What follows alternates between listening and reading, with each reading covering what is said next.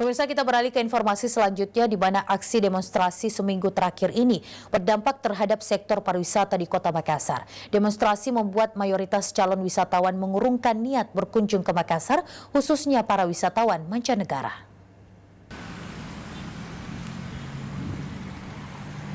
Aksi demonstrasi menolak revisi Undang-Undang KPK dalam seminggu terakhir berdampak terhadap kunjungan wisatawan di Kota Makassar. Pertimbangan keamanan menjadi salah satu penyebab sebagian wisatawan batal berkunjung ke Makassar. Mayoritas calon wisatawan, khususnya wisatawan mancanegara, mengurungkan niat berkunjung ke Makassar sejak aksi demonstrasi besar-besaran terjadi. Ketua Asosiasi Perusahaan Perjalanan Wisata Indonesia, Asita Sulsel, berharap aksi demonstrasi tidak menyebabkan banyaknya wisatawan membatalkan kunjungan ke Makassar. Situasi politik seperti ini kita harapkan tidak mengurungkan niat wisatawan untuk datang di Kota Makassar maupun Sulawesi Selatan, karena sekali lagi aksi-aksi tersebut kita juga melihat hanya dipusatkan di beberapa titik.